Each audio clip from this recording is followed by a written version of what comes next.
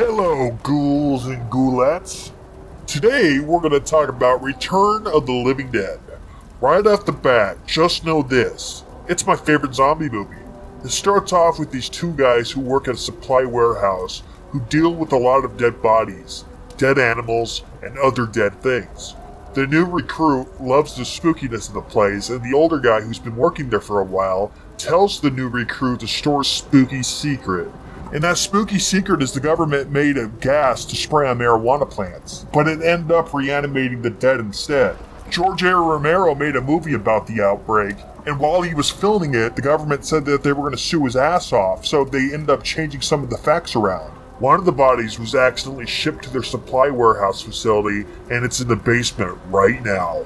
They go to look at it. The new recruit is afraid that the container will spring a leak.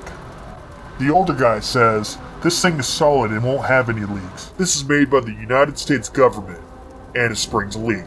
And the whole store and all of its dead corpses get caked in this chemical. But what they realize when they wake up is the chemical reanimates the dead. One of the best scenes is when they realize that this chemical not only reanimates the dead, but turned the living who breathe it into the living dead. The two main leads who breathe in the chemical start to feel sick. The scene where they check the blood pressure of the two main characters, and they realize they have no pulse, and their body temperature is room temperature, and they are actually dead. This is one of the best scenes. It's the reaction of the two main characters finding out that they're going to become flesh eaters. This scene is truly sold by the fantastic acting by the two main leads. You don't usually get acting this good in a horror movie. That's for damn sure, so that's definitely worth noting. They start to pass out, and they know when they wake back up, they're going to be zombies, and it's truly horrifying. But Frank decided before he turns into a zombie, he's going to end his life by putting himself in the crematorium. It's insane. Now, this scene is very emotional. It's especially emotional when he takes off his wedding ring and puts it on the switch for the crematorium.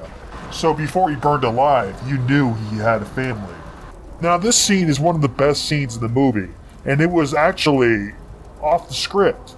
It was actually suggested on set by James Karen, the actor who plays Frank. Isn't it strange how some of the best scenes in movie history are all improvised? It's crazy. Now, I've already sold you on the fact that this movie's pretty emotional. Not only is it emotional, it's funny as hell. These zombies can actually talk, and some of them say the darndest things. While our main characters call the paramedics, the zombies set up a trap where they could surround and run up and eat the paramedics. That's exactly what they do, and when the zombies run out of paramedics to eat, one of the zombies goes up to the paramedics' radio and says, "Come in dispatch, send more paramedics," so they can eat more paramedics. So not only are the zombies hilarious, they could run, they could set traps, and they could think, and they could talk. And not only that, destroying their brain doesn't kill them. You could cut them up into little pieces and the pieces will come after you. They're so smart, one made a chain to break a door. These are not your usual run-of-the-mill zombies. So, again, these zombies are hella smart. So smart, in fact, it'll blow your mind. For example, because the zombies can talk, and they're intelligent, the survivors do the clever thing and actually interrogate one of the zombies. I'm not kidding. Catch a woman zombie, and when they question this woman zombie, she states that the zombies eat brains to make the pain of being dead go away. Truly horrifying stuff. And that's another thing that's unique about these zombies. These zombies eat brains. This movie invented that. As you can tell, the script is sharp, with a lot of other twists and turns that I refuse to spoil, with a spectacular twist ending. And let's talk about the music for a second. Well, it's got one of the best punk soundtracks of all time. Let's just say that. And the movie has a style unlike any other horror movie. It's very 80s and punkish. It even comes with a cast of punk characters who are acted pretty well and are convincing, and add to the punkish vibe of the movie. Suicide and Trash are the two main punk characters that stand out the most. One is a punk man who's very rebellious, and seems to think his punk life isn't just a style, but a life choice. Then there's Trash, the slutty, very hot woman, who does one of the movie's most memorable scenes, by dancing completely naked on top of a gravestone. A fun fact is the co-producer actually saw them filming this scene and didn't like the fact that she was full bush. So they told her to shave it, and then after they shaved it, he claims it was even worse because you could see everything. You could see her vagina completely.